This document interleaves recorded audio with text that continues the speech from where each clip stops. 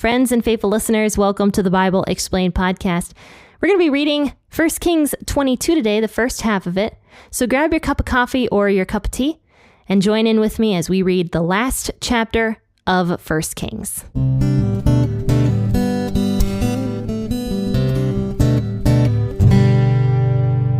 I'm really excited to talk about this chapter because it's very interesting to me.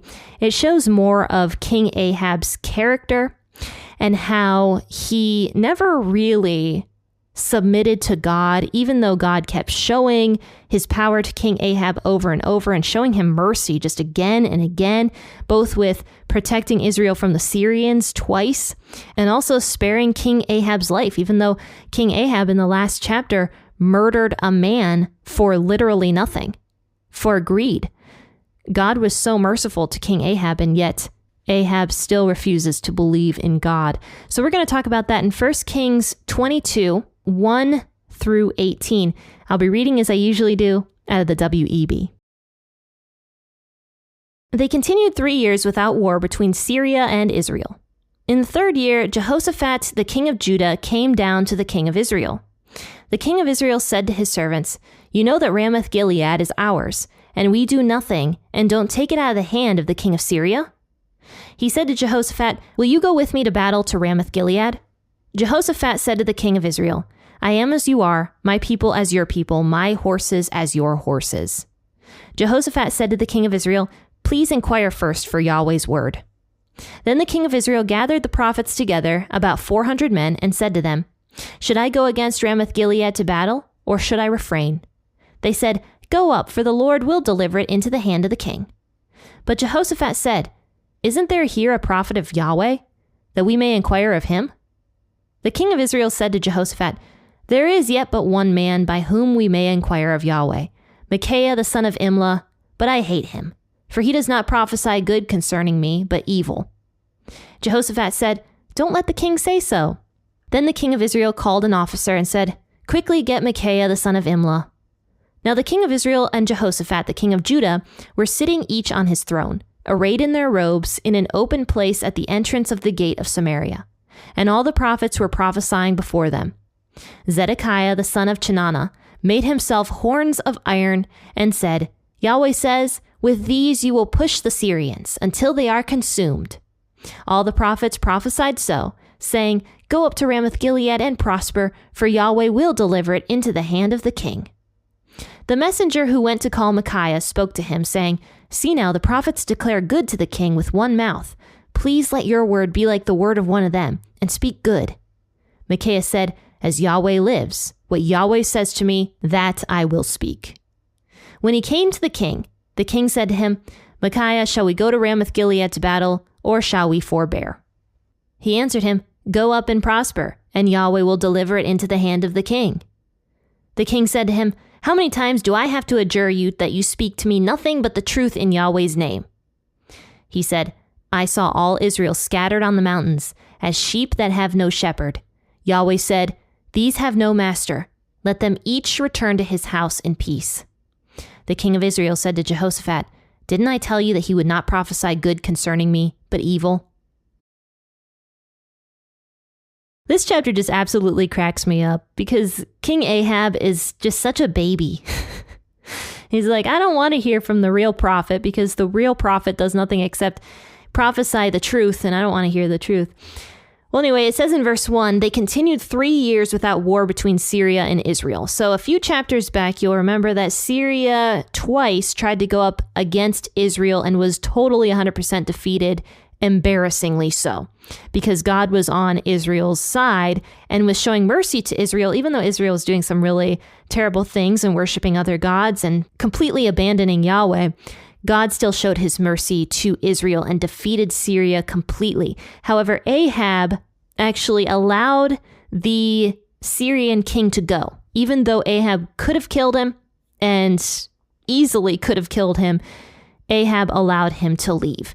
And now here continues the problems between Syria and Israel because Ahab did this. It says, they continued 3 years without war between Syria and Israel. But in the 3rd year, Jehoshaphat, the king of Judah, came down to the king of Israel.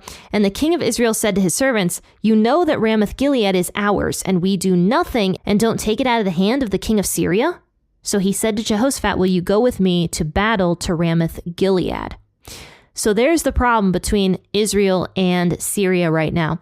The Syrian king promised Ahab.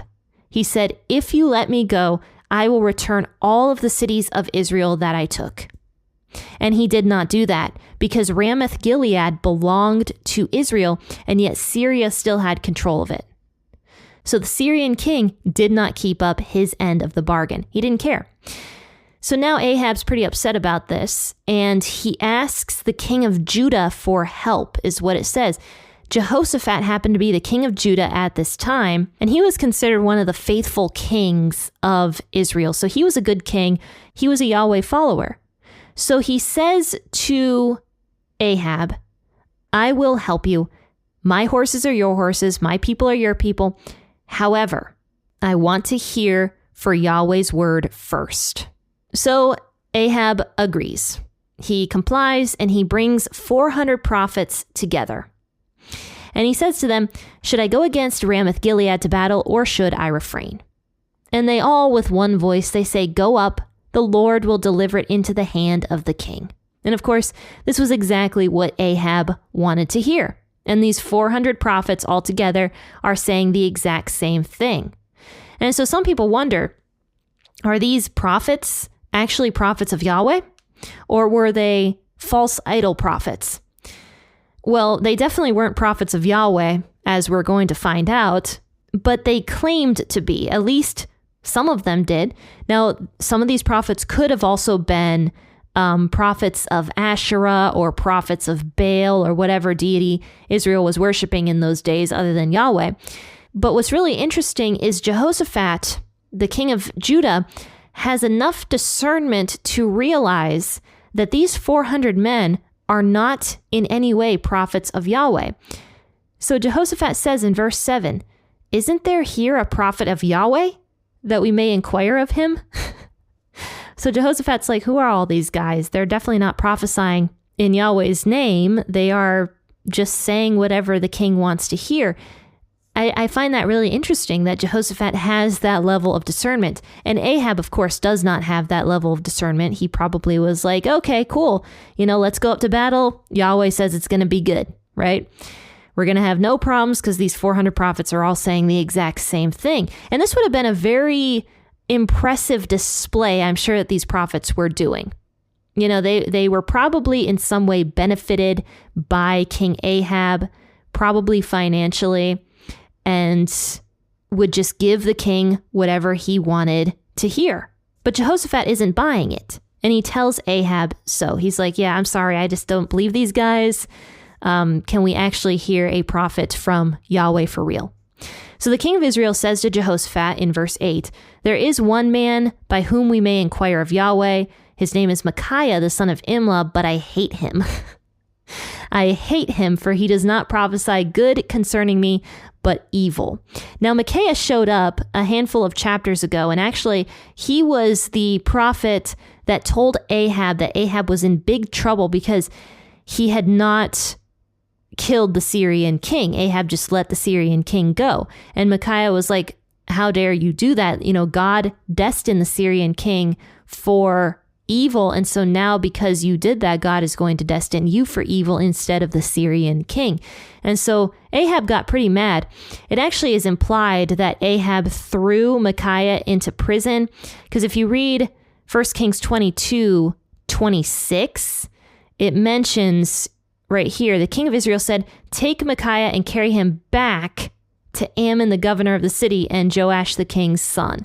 So that implies that Micaiah was already in prison, because after Micaiah was done prophesying here in 1 Kings 22, Ahab's like, send him back to prison, basically. So Micaiah was already in prison, and Ahab absolutely hated Micaiah, but he knew that he was a real prophet of Yahweh. He knew, because when Jehoshaphat asked for a real prophet, the first person that came to Ahab's mind was Micaiah. So Ahab knew that Micaiah truly was a real prophet, and he brings him up out of prison. Quickly get Micaiah, the son of Imlah. So the king of Israel and Jehoshaphat, the king of Judah, were sitting each on his throne, arrayed in their robes in an open place at the entrance of the gate of Samaria, and all the prophets were prophesying before them. So these two kings are sitting on two separate thrones. They're arrayed in their royal robes, and they are watching this spectacle of these 400 prophets, prophesying in Yahweh's name. And it's really funny because in verse 11, it mentions by name one particular false prophet and what he did. Zedekiah, the son of Chenaanah, made himself horns of iron and said, Yahweh says, with these you will push the Syrians until they are consumed. So they're putting on this big show, and I'm sure this was very interesting to watch. I'm sure it was entertaining because, like I said, these prophets were probably benefited in some way by King Ahab. So they were going to put on a show. They were going to tell the king what he wanted to hear. And so one of the prophets, Zedekiah by name, claims that God gave him a revelation. So he brings these big iron horns into the courtyard, and he's making this big display with these iron horns, and he says, God just told me that you're going to push back the Syrians with these iron horns. And all the other prophets agreed. It says, all the prophets prophesied so, saying, yes, king, go up to Ramoth Gilead and prosper, for Yahweh will deliver it into the hand of the king. So Ahab and Jehoshaphat are sitting there on their thrones, watching this spectacle and waiting for the real prophet of Yahweh to actually get there, who happens to be Micaiah. And we don't know exactly how long it took for Micaiah to get there. It could have taken a while, actually. So obviously that gives these other prophets plenty of time to think up lies and bring iron horns into the courtyard and make a big display of things. So finally, Micaiah arrives. It says, the messenger who went to call Micaiah spoke to him, saying, see now, the prophets are declaring good to the king with one mouth. Please let your word also be like the word of one of them and speak good. So the messenger who was supposed to bring Micaiah really didn't want to upset the king. He's like, look, all the other prophets are saying good things right now, So Micaiah, can you please say something good so that you don't die and we don't have to deal with King Ahab being super angry, because that's really scary. So Micaiah, just prophesy something good, just like these other prophets are doing.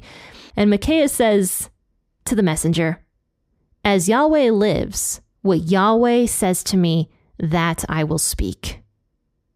I mean, man, what a bold statement for Micaiah to say. He has just been in prison. Prisons weren't nice. In these days, he did not have any freedom. He did not have good food, any comforts.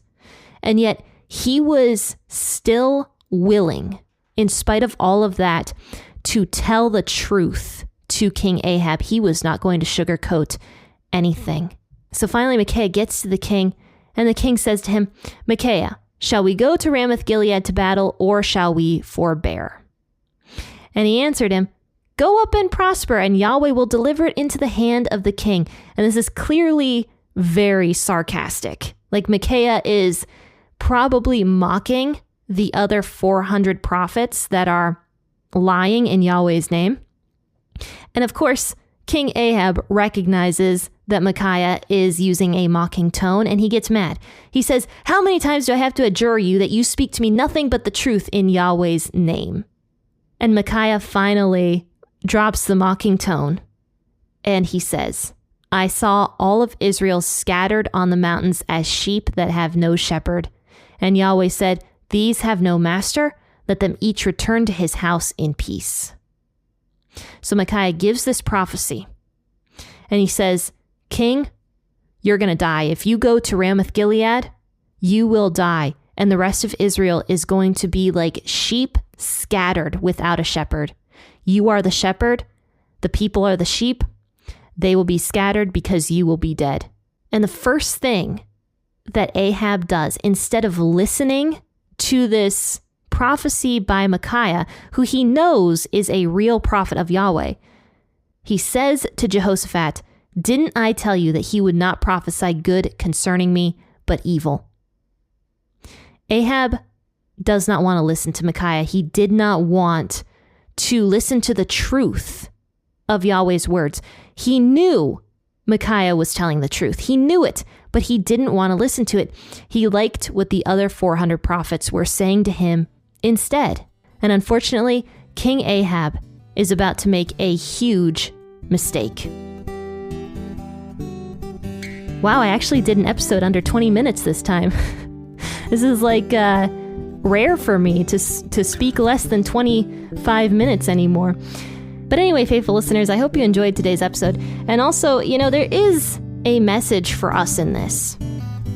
The message being that we need to listen to the truth, even though we might not like the truth, because the truth is really what sets us free. And had Ahab listened to Micaiah, instead of just thinking, oh, Micaiah wants it out for me, he's just going to prophesy bad things about me all the time.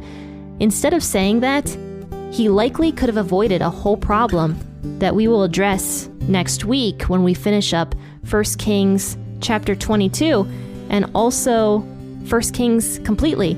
So we're going to be out of 1 Kings next week, the first week of February, and then we'll be moving into 2 Kings next Wednesday.